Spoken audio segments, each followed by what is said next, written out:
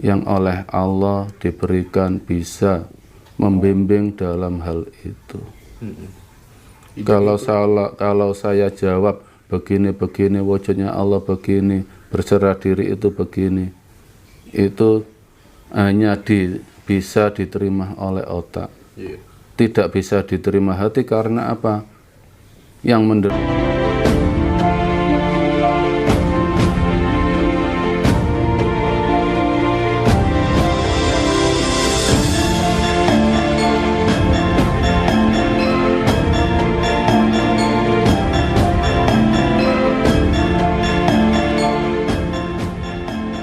diri kita. Bahasa Arabnya ada itu apa, Mbak? Wujud. Wujud itu ada ya? Ada. Ada tapi kok tidak ada itu gimana maksudnya? Maksudnya ada kok nggak bisa dilihat. Makanya saya bilang Allah itu wa nahnu aqrabu ilaihi min hablil warid. Saya tidak pernah jauh, saya lebih dekat dari urat lehermu. Allah itu ada, adanya di mana? Berserah diri kita. Wujudkan Allah di kehidupan kita. Memang tidak kelihatan, tapi kita bisa ada, mengadakan, mengakui adanya Allah. Berserah diri itu apa? Dikala ada takdir apapun, akan mengalami apapun, akan aktivitas apapun, wujudkan Allah. Allah yang menggerakkan, Allah yang memberikan, Allah yang menentukan.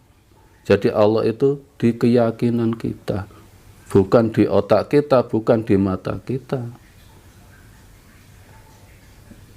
Wala takhaf wala tahzan innallaha ma'ana. Jangan pernah takut dan jangan pernah susah.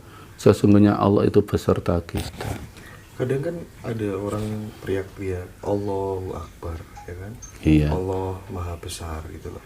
Nah sementara kita ini supaya nggak menjadi saksi yang palsu harusnya kan tahu gedene itu sakpiro, besarnya itu seberapa, dan itu kan ya harus, yang namanya saksi itu ya kita harus bener-bener tahu bukti. Nah kalau hanya sekedar merasakan dan lain sebagainya tanpa kita melihat secara langsung, karena sudah jelas-jelas wujud. Kalau garam itu rasanya kan asin, gula itu rasanya kan manis, tapi ini kelihatan wujudnya itu loh, bentuknya itu loh kelihatan. Iya. Nah supaya kita tidak menjadi saksi yang palsu itu bagaimana, Bang? Itu perlu bimbingan khusus untuk hal itu. Tidak bisa diteorikan. Iya. Saya mampu, oleh Allah diberi kemampuan untuk membimbing. Untuk membimbing bagaimana Allah selalu beserta kita. Kalau diteorikan, itu nggak bisa, karena itu keyakinan, tujuan hidup kita.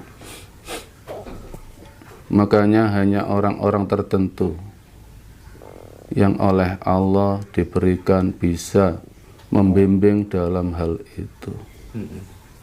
Kalau saya jawab begini wujudnya Allah begini, berserah diri itu begini, itu hanya bisa diterima oleh otak, tidak bisa diterima hati. Karena apa?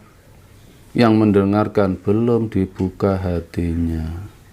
Dan mayoritas selama ini yang kita dengar itu hanya nasihat hati, tidak membuka hati. Iya. Ya mungkin barangkali ini semua dari kebodohan saya, Mbak No ya. Kebodohan saya atau kemudian keilmuan saya yang belum sampai pada level itu. Tapi karena saya ini merasa orang Jawa, katanya semua ilmu itu kasunyatan begitu, ya saya berusaha untuk mendekati Allah dengan kemampuan saya. Oh wujud, oh kidam, apa sih yang wujud, yang terdahulu, yang kekal, yang berdiri sendiri, yang berbeda dengan makhluk. Itu yang kemudian cara saya mendekat dengan Tuhan itu ya ngerayangi, meraba-raba sifat-sifatnya melalui sifat-sifat itu kan. Iya. Oke lah. Kemudian kita masuk di pertanyaan selanjutnya, Mbak No. Ini terkait dengan akhir zaman, Mbak No. Ada kan katanya Dajjal, kemudian Nabi Isa akan turun, kemudian Dajjal berperang dengan Nabi Isa, terus berperang dengan Imam Mahdi. Itu sebenarnya kalau Mbah No melihat dari kacamata pribadi seperti apa? Itu kan hanya dongeng. Dalam Al-Quran nggak ada. Dongeng kitab. Wong belum terjadi kok di pikiran sekarang. Dajjal ya kembalikanlah diri kita. Kelakuan kita itu seperti Dajjal apa enggak? Sekarang ini loh kita sudah berperang dengan Dajjal, tidak menunggu akan kiamat. Semua orang sudah menghadapi kiamat. Kiamat apa? Kematiannya sendiri-sendiri. Dan sekarang itu menempati sifatnya Dajjal apa enggak?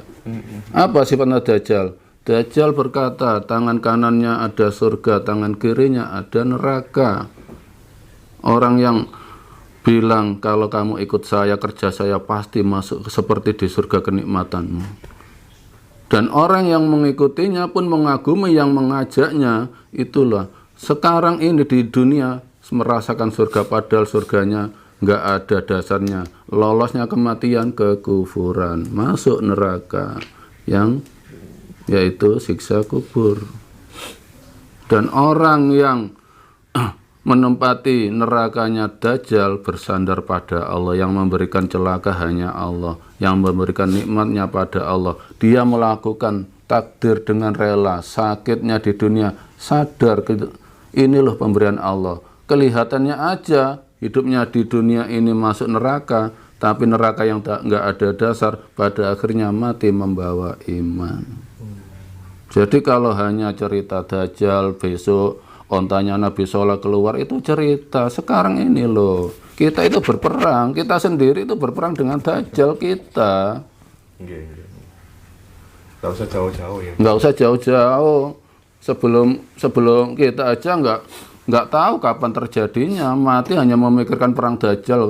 Seperti ada syuting film, kapan ya tayang. Sekarang ini kita itu tayang saat ini. Hidup kita itu tayangnya saat ini. Jujur tanya, hidup saya ini seperti Dajjal apa enggak? Itu yang menyelamatkan kita. Oke.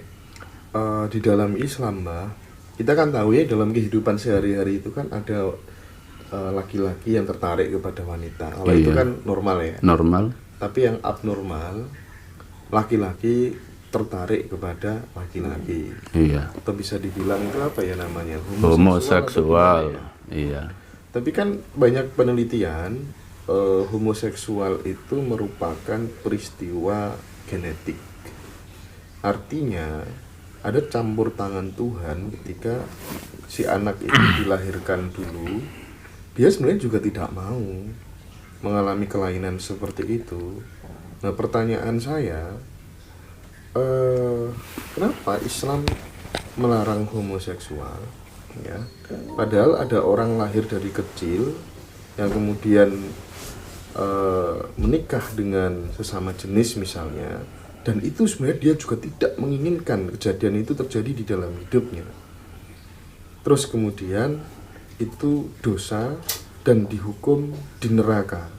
Bukankah itu sebuah peristiwa yang tidak adil bagi diri orang yang mengalami hal semacam itu, Bang? Iya, itu kan orang beragama, bukan berketuhanan. Makanya dalam Al-Quran itu tidak mengajak beragama, tapi berketuhanan. Memang dalam sejarah Nabi Lot, itu mayoritas suka dengan sesama. Laki-laki suka dengan laki-laki. Di situ apa sih? Kalau kita teorikan ke agama memang seperti dosa besar. Tapi kita ke keyakinan kembalikan ke Allah. Bagi mereka pelaku homoseksual, jujurlah ke Allah. Yang penting jujur, serahkan karaktermu ke Allah, ya Allah. Ini loh karakter darimu, ya Allah. Saya tidak bisa merubah. Mengapa saya tidak bisa mencintai lain jenis saya? Itu artinya kita nggak boleh menjudge sih, Mbah ya, nggak boleh menjelek-jelekan gitu ya, Mbah. Ya nggak boleh. Itu memang karakter, mau dilawan apa? Memang dia tidak diberikan cinta kepada lain jenisnya. Allah memberikan rasa cinta kepada sejenisnya. Ya memang macam-macam manusianya gitu. Yang penting iman, percaya ini loh jujur ya Allah, ini loh takdir darimu. Saya kok nggak bisa cinta dengan lain jenis, saya kok lebih cinta dengan sejenis. Kalau memang saya mohon ya Allah, rubah karakter yang ini. Kalau memang Allah tidak merubah, saya rela sampai mati pun saya rela kalau ditakdir cinta dengan sejenis. Makanya kalau memang agama sangat sulit, tapi ketuhanan jujur ini loh pemberian Allah. Agama terlalu banyak aturan yang tidak ada dalam Al-Quran. Urusannya itu bukan masalah seksual ke Allah itu. Quran itu untuk menyembah Allah. Apapun yang dijadikan Allah mau kita ingkari, kita paksa pun menikah dengan lain jenis, ya nggak bisa. Memang Allah memberikan karakter begitu. Ya sadarilah itu karakter dari Allah. Jangan melihat nggak normalnya. Kalau kita melihat nggak normalnya berarti kita ingkar dengan yang diciptakan Allah. Itu ya syahadatnya nggak tembus.